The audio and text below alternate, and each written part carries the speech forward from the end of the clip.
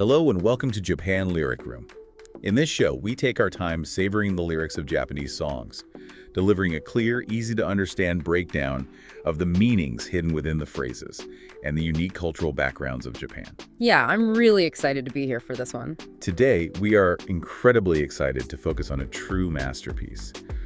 It's Noriyuki Makihara's third single, Donna Toki. Right, which was released on June 10th, 1991. Exactly.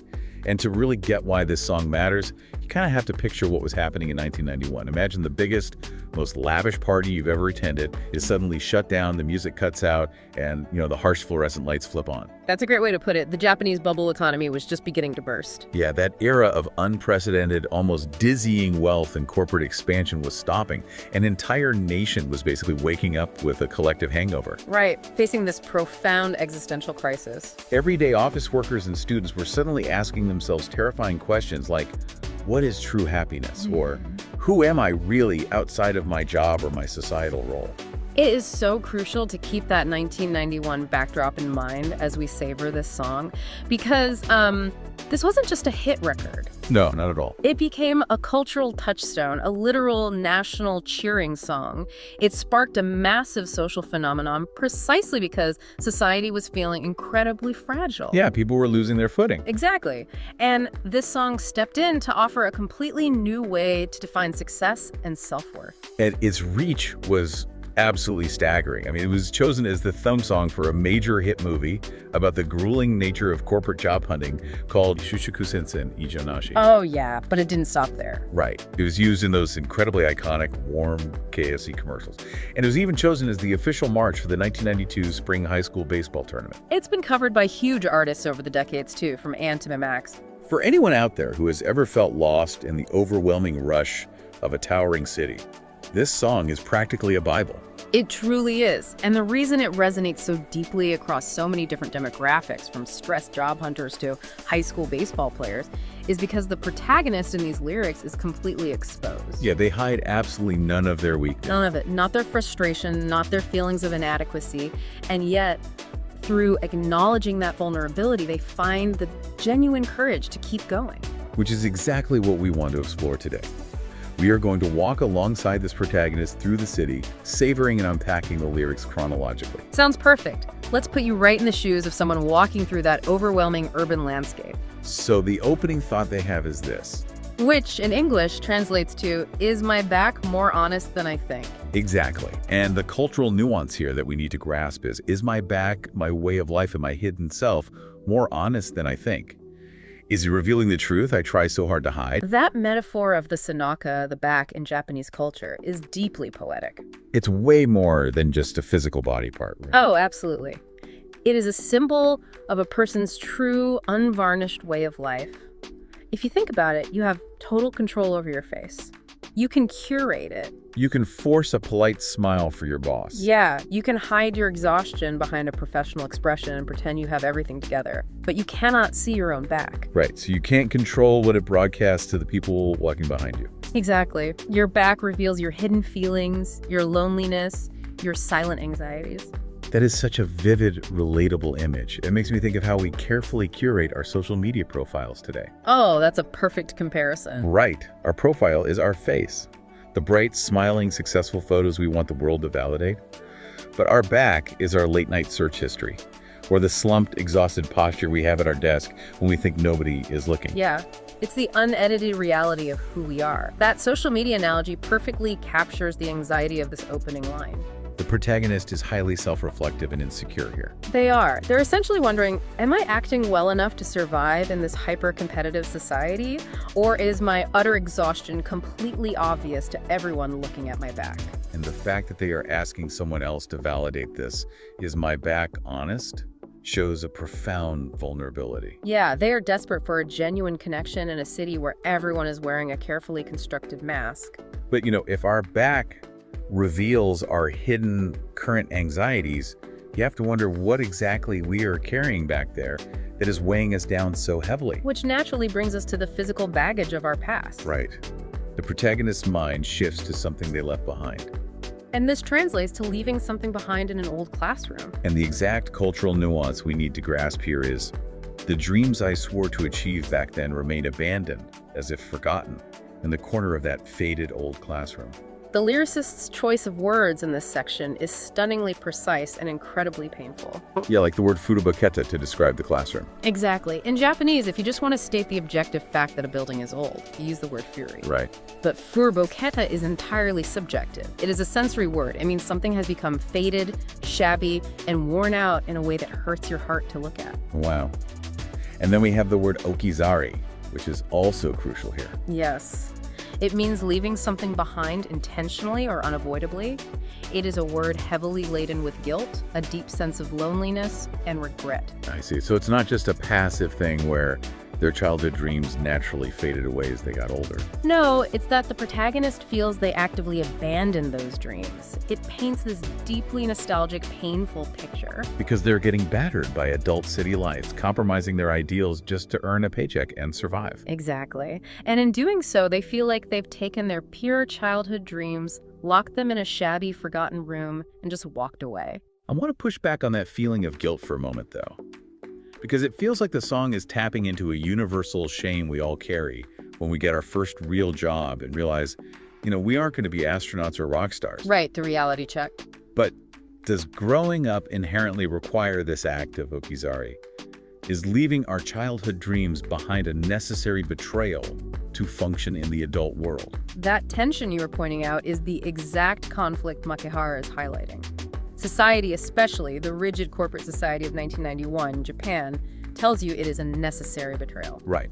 You're expected to grow up, get a stable corporate job, and stop dreaming about the impossible. But the intense guilt of okizari, that lingering pain, proves that a piece of your soul knows it wasn't right to just walk away and conform completely. And making it even harder is the fact that while our past dreams remain frozen and faded in that old classroom, the present world around us is moving at terrifying speeds. Yeah, we are forced into a constant daily comparison between our static, abandoned past and the rushing, demanding present. Which brings us to a beautiful realization the protagonist makes while rushing through the city. The translation and cultural nuance here is, the thing I cannot overtake isn't the high-speed train or the ruthless passage of time. It might actually be myself, the version of me that cannot reach my ideals. The visual imagery leading up to this realization is just brilliant. They're running desperately in muddy sneakers, trying to keep up with the relentless pace of the city. And when you feel like you are falling behind in life, it is human nature to blame external forces. You blame the incredibly crowded commuter trains. You blame the ruthless ticking of the clock, the demanding deadlines at work. Exactly. But then, mid-stride, comes this profound realization. The thing they cannot overtake isn't external at all, it's internal. It is their own limitations.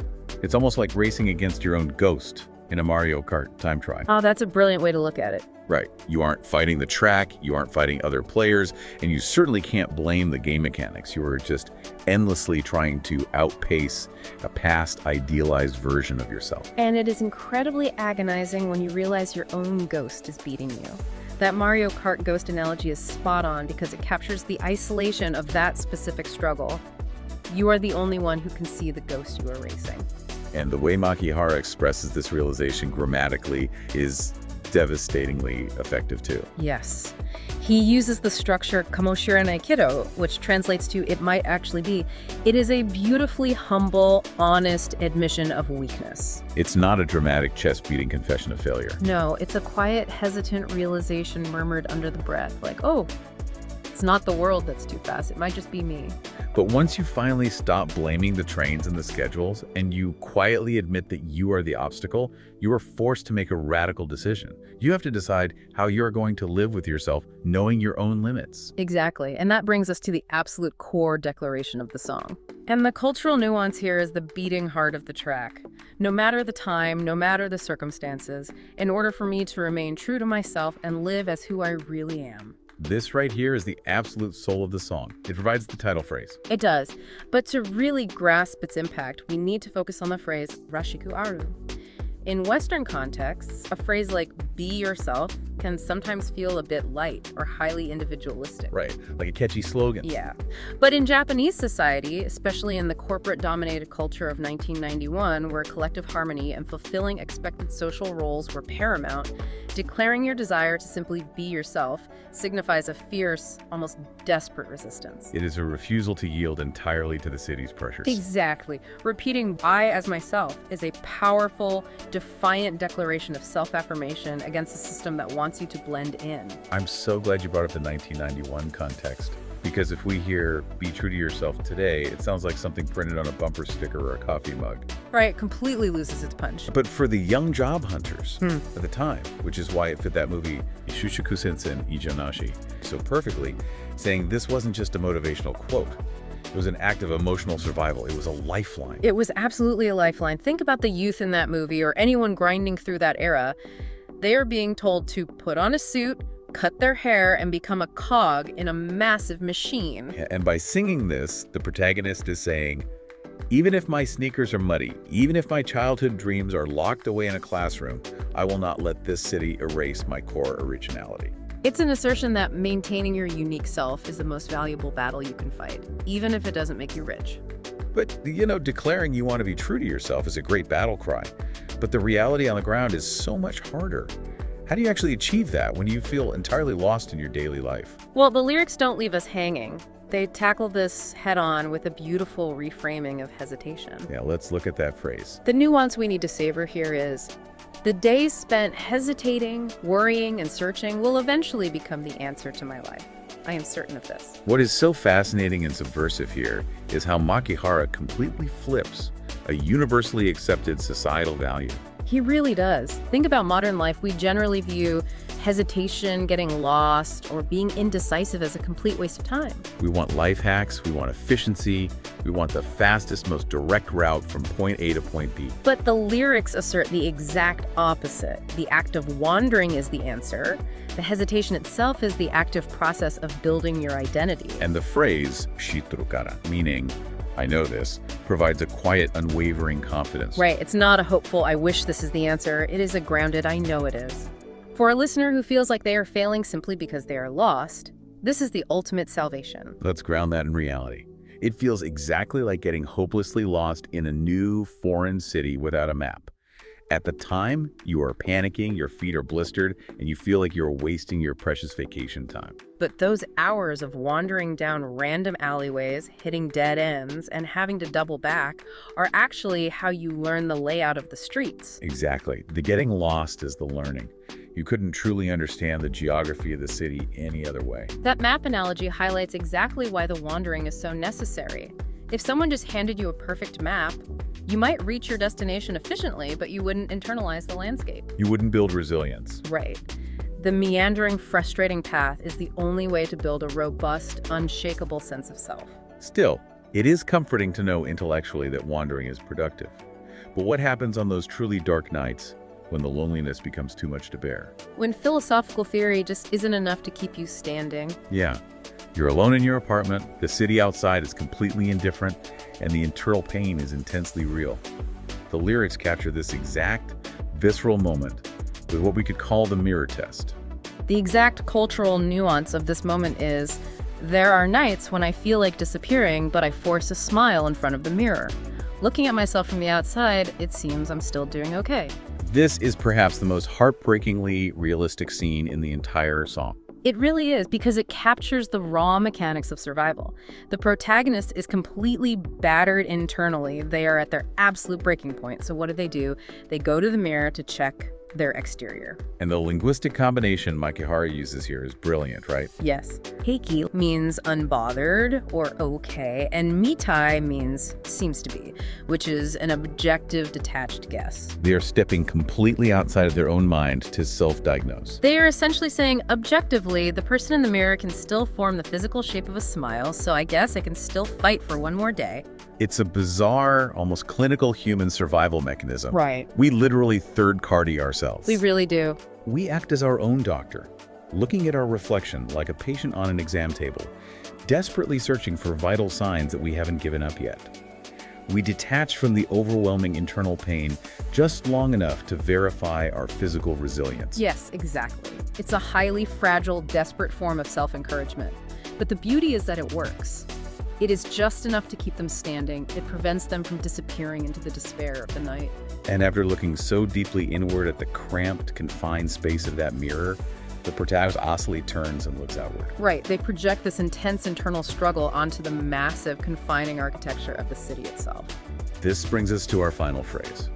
The nuance captured here is the evening sunsets, appearing cramped between the dense city buildings. Looking at that scene, I'll let the impatience in my heart melt away with it. The way the protagonist's psychological state is projected onto the urban landscape here is a masterclass in songwriting. It is. Notice the word kyukutsuso, which means cramped or confined. Literally, the sun looks physically squeezed between these towering, unfeeling skyscrapers. But metaphorically, the protagonist feels just as squeezed by the competitive, rigid rules of society.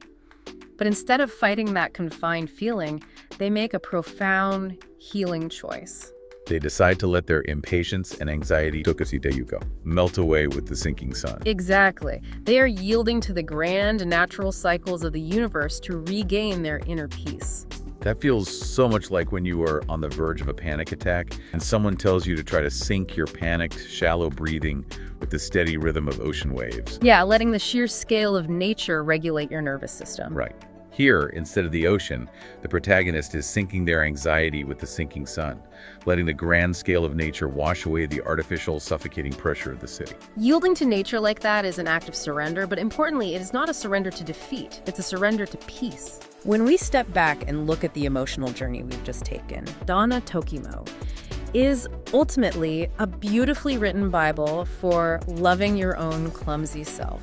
By not rejecting our muddy sneakers and by honoring those abandoned dreams left in the classroom. Exactly. We realize something profound. Fighting to be true to ourselves, to be boku, rashiku, isn't just a lonely, selfish battle. It is the exact preparation we need. Right. Going through that fire, learning to accept our own limits and still smile in the mirror, gives us the strength to eventually love and protect someone else. This song casts a timeless spell that allows anyone lost in the dark to stand in front of that mirror and find a reason to keep going. That is an incredibly powerful takeaway, and it leaves you with a lot to mull over in your own life. Next time you catch your own reflection in a window or a mirror during a really tough, overwhelming day, I want you to ask yourself, are you just looking at your curated face, checking to see if your mask is still perfectly in place? Or are you finally brave enough to look at your back? Thank you so much for listening today. We pick up a variety of Japanese songs and regularly update our website with even more detailed lyrics breakdowns. If you want to savor the lyrics even deeper, please be sure to check out our website from the link in the description. Yeah, there's always so much more to explore. If you enjoyed this show, please don't forget to subscribe or follow the channel. We'd love to hear your thoughts, or if you have any requests for songs you'd like us to cover, please let us know in the comments. We look forward to seeing you again next time. This has been Japan Lyric Room.